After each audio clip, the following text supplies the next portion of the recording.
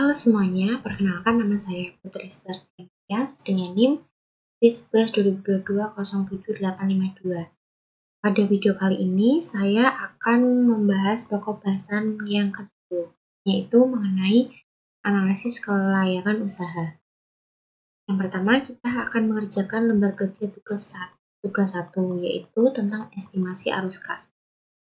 Kita akan menghitung untuk aktiva tetapnya. Yang pertama ada peralatan kantor.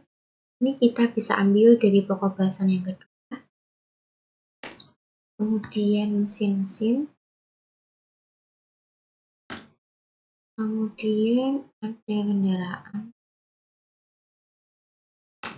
Kemudian gedung. Kemudian terakhir kemudian bisa kita isi lagi untuk modal kerjanya. Bisa kita ambil dari pokok bahasan itu sebesar 7 juta. Karena ini sifatnya arus kas keluar, maka seharusnya lambang dari angka-angka ini adalah negatif. Kita kasih negatif.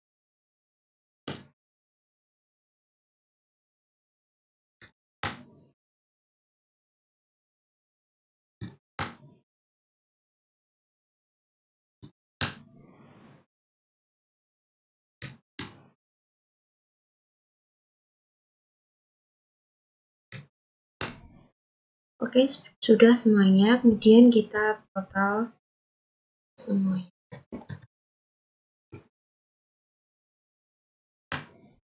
Nah, ini nilainya sama, yaitu sebesar 900 juta.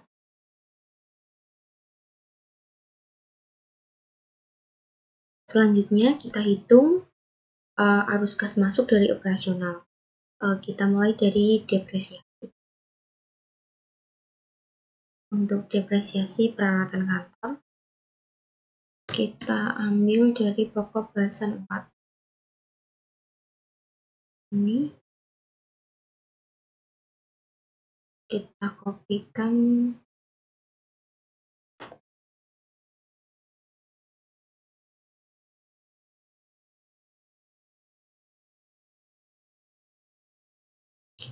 kemudian untuk depresiasi mesin-mesin kita ambil dari pokok bahasan keempat juga, mesin-mesin.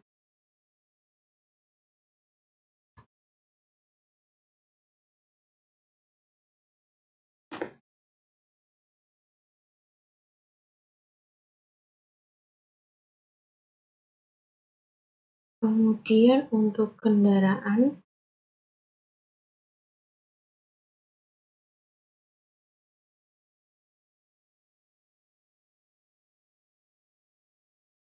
kita tempel lagi.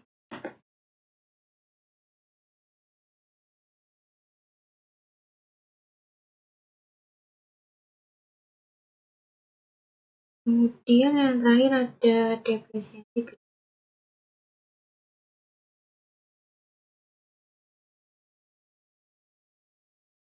Kita salin hanya sampai tahun 2000.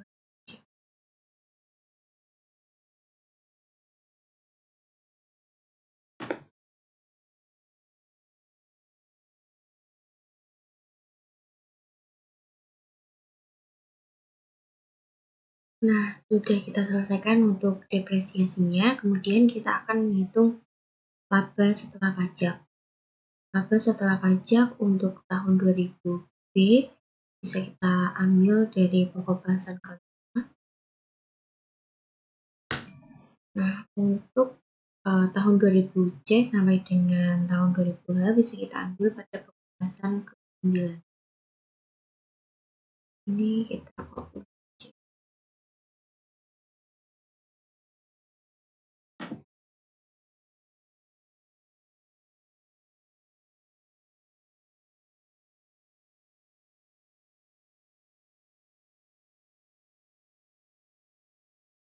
Selanjutnya kita akan hitung untuk bunga setelah pajak. Untuk tahun 2000B ini bisa kita ambil dari pembahasan kelima. Ini sudah saya hitung tadi sebelumnya. Kemudian untuk tahun 2000C sampai dengan 2002 ada di pokok bahasan ke-9 yang sudah saya hitung juga terlebih dahulu. Kemudian ini kita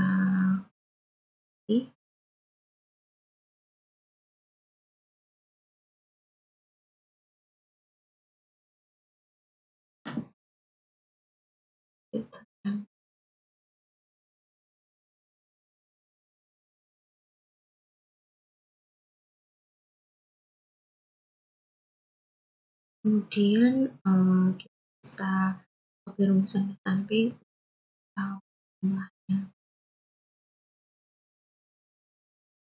Kemudian kita akan memasukkan nilai sisa.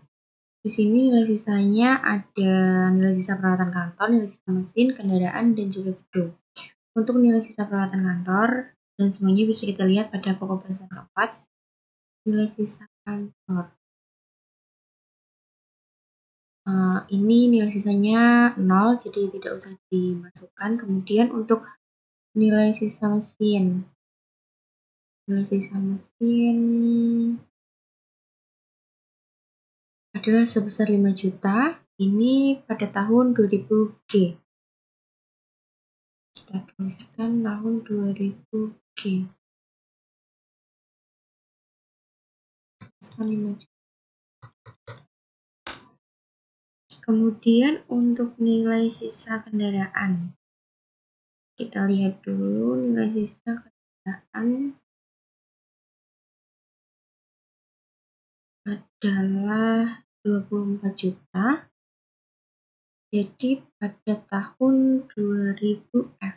Kemudian kita tuliskan di sini tahun 2000F20.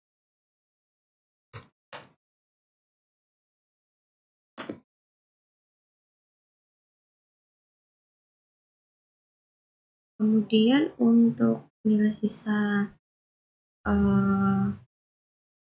kendaraan gedung ini nilai sisa gedung ini kan sampai tahun 2000 kan. Nah ini kita tadi hanya sampai 2000 jadi kita ambil yang ada di tahun 2000 yaitu sebesar 165 juta 300.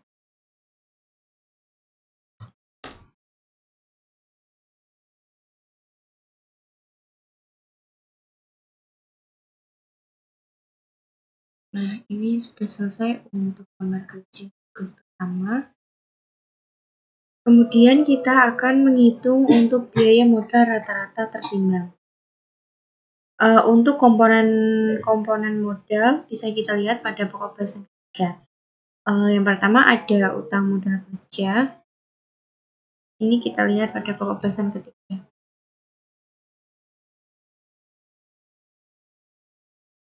Sebesar 50 juta.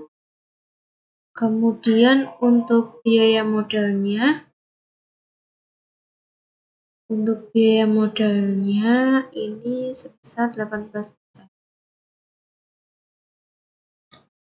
Kita tuliskan langsung. Kemudian untuk biaya modalnya bisa kita hitung dengan cara 50 dikali dengan 18%. Hasilnya 9 juta. Kemudian untuk modal kerja sama 90 juta. Kemudian untuk biaya modalnya sebesar 16%.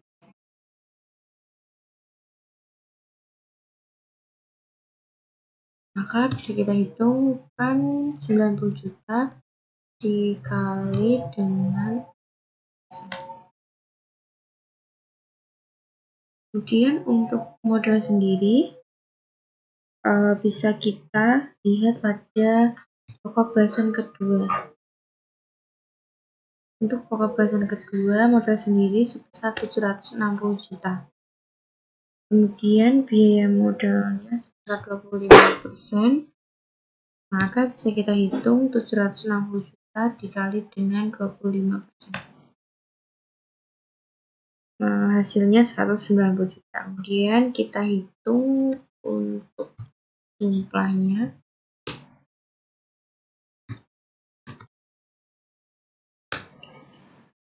Untuk jumlah modalnya bisa kita dapatkan sebesar 900 juta, dan untuk biaya modalnya sebesar 213 juta 400.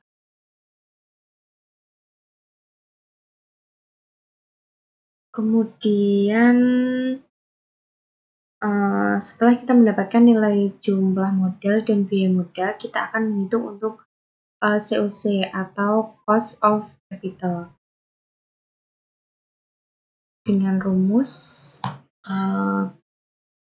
biaya modal, jumlah biaya modal dibagi dengan jumlah modal, kita kalikan dengan 100%.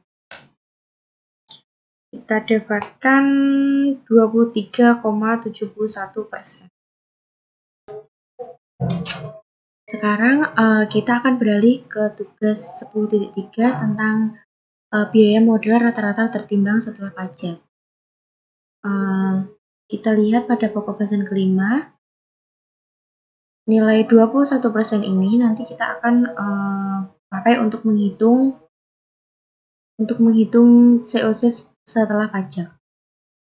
Dengan rumus seperti di atas, 23,71% ini dikali 1 min 21% ini tadi, dengan hasilnya sebesar 19%. Kemudian kita akan ke tugas 10.4, yaitu tentang analisis kelayakan usaha dengan metode discounted payback period. Yang pertama, kita akan menginputkan untuk aliran kasnya terlebih dahulu. Bisa kita salinkan dari ini tabel di atas. Kemudian kita tempel.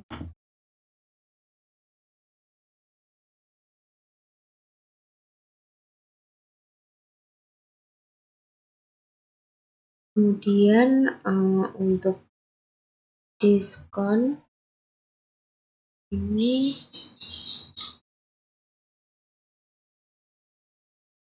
bisa kita hitung dengan rumus di atas, 1 plus 19% untuk COC setelah pajak. Kemudian kali dengan N-nya yaitu 0. Bisa kita. Kemudian untuk profitnya bisa kita hitung dengan mengalihkan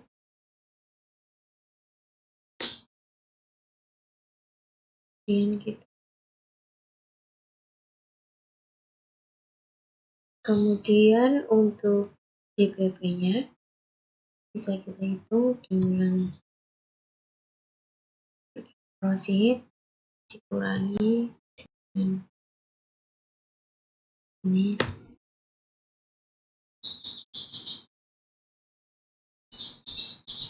Masalah ini ditambah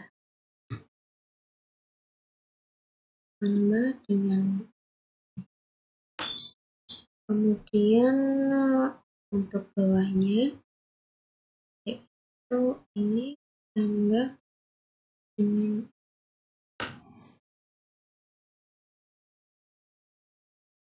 lagi.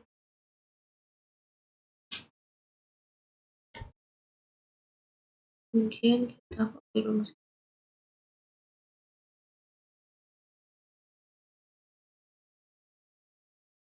Nah, perpotongan antara nilai negatif dengan positif ada pada tahun kedua. Berarti DPP-nya 2 tahun.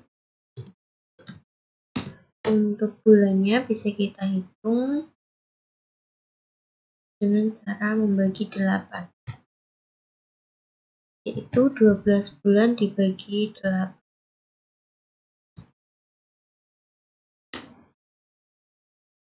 yaitu 1,5. Jadi kita bulatkan menjadi 2 bulan, yaitu jadi 2 tahun 2 bulan.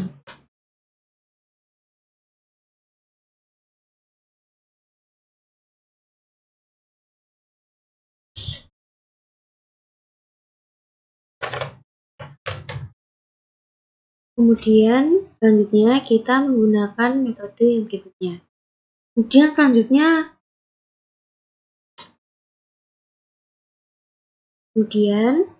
sekarang kita akan menggunakan dengan metode yang berikutnya, yaitu ada metode NPV atau Net Present Value.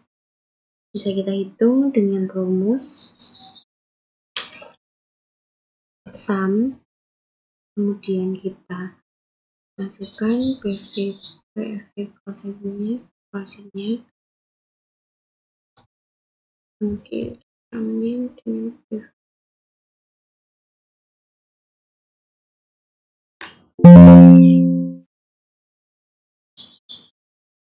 Kemudian untuk metode selanjutnya ada metode IRR. Jadi kita hitung dengan IRR.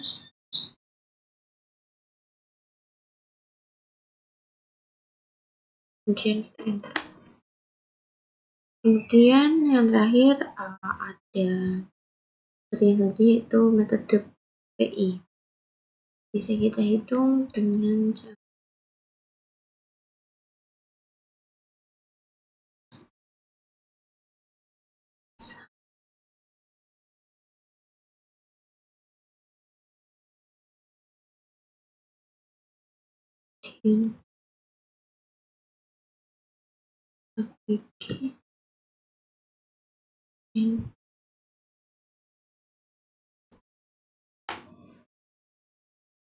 Nah, angka yang sudah kita hitung tadi ini sudah masuk ke dalam tabel.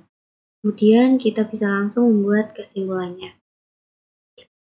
Yang pertama, untuk discounted payback period ini layak.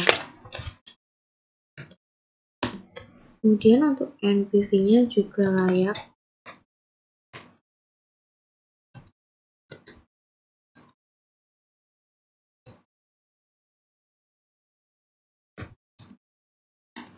Kemudian untuk IRR-nya juga layak.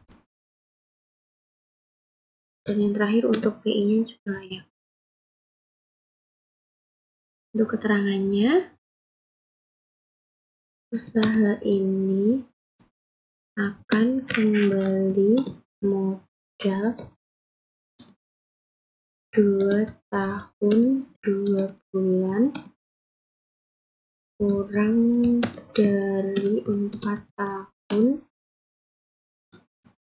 dibandingkan dengan usia ekonomis terpendek aktiva, yaitu peralatan.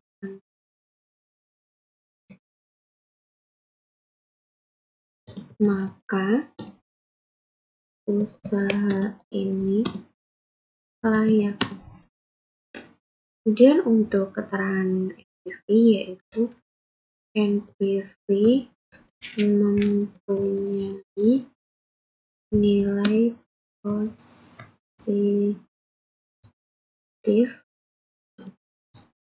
maka kesimpulannya usaha ini layak. Kemudian untuk metode IRR nilainya sangat besar, lebih besar dari biaya modal, yaitu 19%, maka usaha ini layak.